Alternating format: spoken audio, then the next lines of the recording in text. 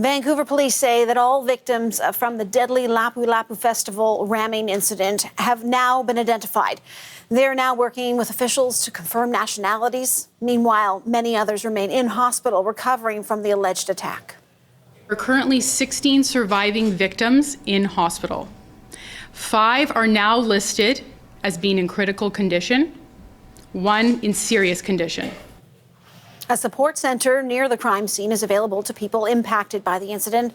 Police say that roughly 100 people have used that service. They're also aware that some witnesses have spoken to media, but not investigators, and they're asking that those people contact them directly. CBC's Chris Reyes joins us once again from the memorial for the victims. So, Chris, you've been there for a while. We have also heard earlier today from the Mayor of Vancouver and the Premier of BC, and there's tensions over disagreements on how mental health is being tackled, I think would sum it up. Things seem to be reaching a bit of a boiling point today.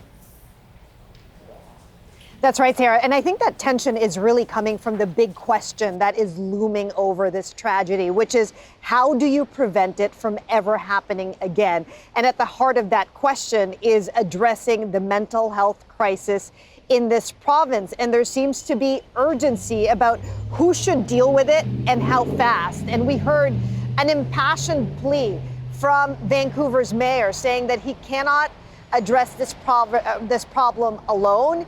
And he looked to the provincial government for more help than just a promise of a public inquiry. Have a listen to what he said.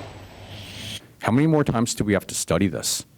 So sure, come up with another commission, come up with another report. They're important, but let's come up with action now.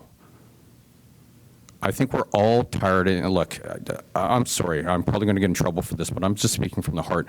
Not as mayor, but as a resident of Vancouver, as a citizen, as a father, as a family member, as a neighbor, as a friend. How many more reports do we have to do to come up for a reason why their family is absolutely devastated? We need action. We already know what the answer is. And Sarah, BC Premier David Eby responded shortly after that. He seemed to be on the defense. He did agree with Mayor Sim that on a broader level, this problem has to be addressed, that there needs to be more resources to address it. He said all you have to do is walk the streets of Vancouver to see people struggling. He also pledged to modernize the Mental Health Act, and he pointed to a specific provision. He said the provincial government needs to be able to activate this provision that would allow them to compel care for some individuals who are suffering from severe mental health issues. He said that this is something they want to get to the bottom of. There will be a criminal trial to determine his criminal culpability. And it is our sincere hope that that brings some of the answers that the community is looking for. In the event that it doesn't, because I want answers just like everybody else, we'll ensure that the answers about this incident are delivered through a full public inquiry into the events leading up to this horrific murder. And you notice there, Sarah, that there are really two conversations happening here. The one conversation specific to this case, questions that are specific to the mental health state of the suspect at the time of the attack. And then the other conversation is the bigger and broader one about how to address the mental health crisis problem in this province. And you can imagine that conversation, that's going to play out for weeks to come. Absolutely. And the discussion, Chris, about how to handle the mental health crisis, it is not a new one for this part of the country.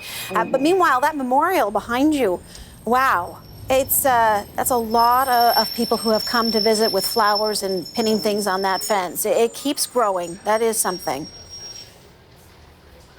Yeah, exactly. And, I'm going to step aside and really give you a sight of this entire memorial because, no words that I can say, Sarah, can really describe the grieving of this community more than this memorial that keeps growing, not just by the day, but by the hour. We've been here all day. There's been a steady stream of people. And just take a look at the care that people have put into this memorial. They're lighting candles.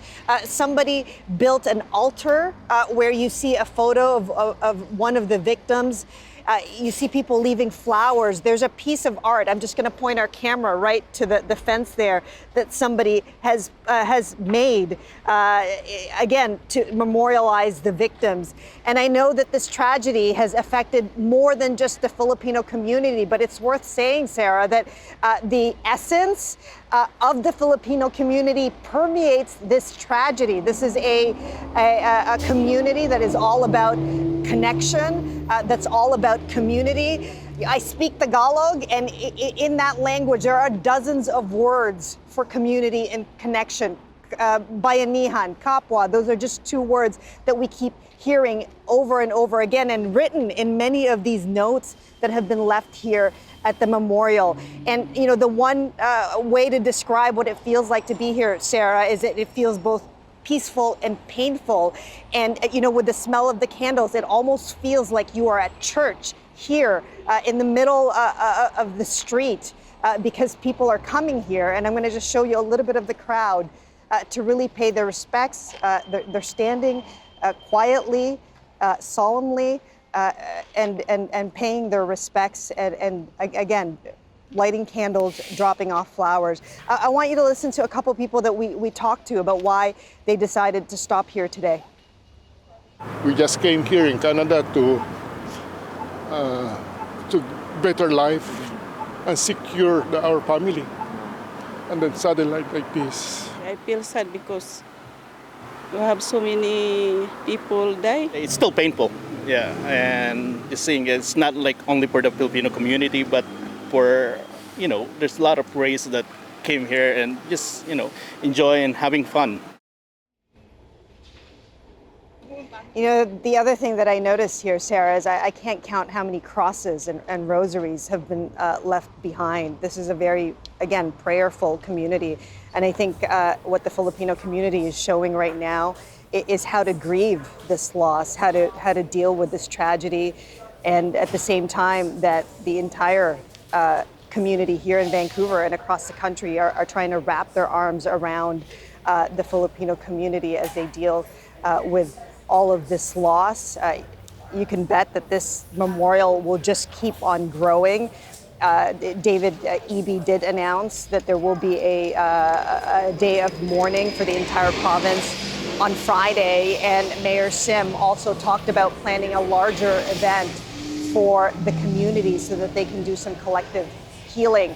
And I want to just say one thing, because this was a tip that was given to me by some of the chaplains that have been here, Sarah, and I'd never heard it before. They told me that if you speak about your experience, your trauma, if you were here, if you were touched by this tragedy, within 72 hours, that can make a huge difference in easing any kind of PTSD that you might get from that experience. So again, it's worth repeating that if you have been touched by this tragedy, it's very important to talk to somebody about it.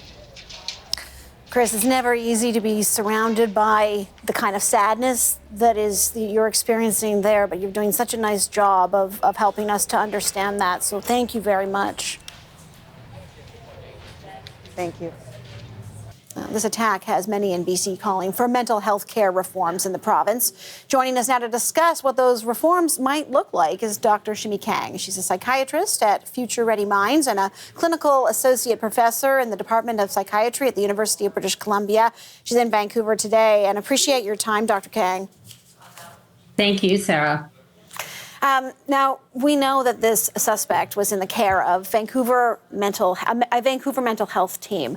The question I have when I hear that is, I'm not asking you to comment on this specific individual because obviously we don't know. But in order to be in someone's care like that, what kind of mental health issues would there have to be? Right. So we can speculate a few things. If someone is under the Mental Health Act, that means that they have a disorder of the mind, so some type of mental health issue, that it's serious enough that they require treatment in a either designated facility because they're at risk of serious deterioration of their physical or mental health or risk of harm to self or others. Now, those designated facilities are hospitals often, and then there's an in-between where individuals are on what's called extended leave. They can go into the community, although they're still part of that system. And that's a transition towards full discharge back into the community. There's a lot of people, given what happened on Saturday night, who feel that this system, that it failed, that there was a shortfall here. But in your position, what's your take on this? I don't think we really know yet. We don't have all the information. I've been a psychiatrist for 25 years. I'm telling you, it's really difficult to certify someone under the Mental Health Act. You are taking their freedom and autonomy away, and you have to balance that decision with risk of harm to themselves or others. And it's constantly an evaluation. And sometimes an individual can look safe and quite well, and then, we do discharge them, and something can happen. They get bad news, they have a head injury, they're using substances, and they can quickly deteriorate. So I don't think we know enough about this particular situation yet. What do you make of the Vancouver Mayor Ken Sim? He's calling for mental health reform in BC, and we've even heard from the Premier about this as well. Is reform something that, even aside from what has happened here, because the mental health crisis in British Columbia has long been a conversation, it is just now making headlines around the world, frankly. But could reform of that act be something that might prevent something like this from happening again?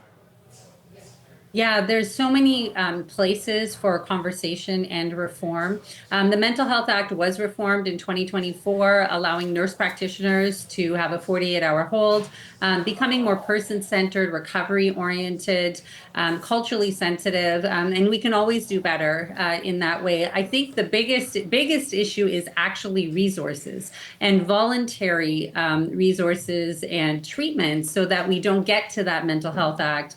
And that's everything from therapies and counseling and access to psychiatry and mental health teams. We know that the prevalence is so high. Stress is the number one health epidemic.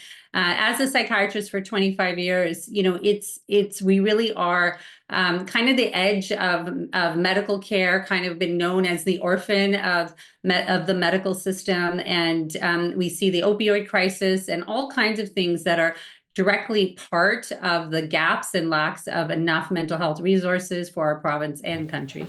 I need to ask you about involuntary care and the threshold currently in place for holding someone against their will, but for their own good and for potentially the good of the community. Is that threshold right now too low? And then, of course, in order for there to be involuntary care, there needs to be places for that individual to go. What is your take on that? I think when it comes to designated facilities, we definitely need more. Our hospitals are overrun. There's wait lists. There is pressure to discharge. In terms of the threshold, that really is a clinical decision. And that decision is at risk of harm to self or others or serious deterioration. And there's many, many factors that go into play with that. And so when we see somebody certified, they do have access to legal counsel, but we do need more oversight. We do need to be really balancing that human rights, individuals' human rights, but also making sure that we're ensuring their safety and safety of the public. So the current act, I feel, fulfills a lot of those criteria. The issue is it being implemented in the right way? Are there the resources behind it? Do the doctors have time to properly assess it, gain the collateral information that they might have? So all of these questions are very, very pertinent. And Dr. Kang, there are questions that so many people across the province right now in particular are asking. So I really appreciate your time. I could talk to you for much longer. Unfortunately, I have to leave it there. But that is Dr. Shimi Kang, psychiatrist and clinical associate professor at the Department of Psychiatry at the University of British Columbia. Thanks so much. Thank you.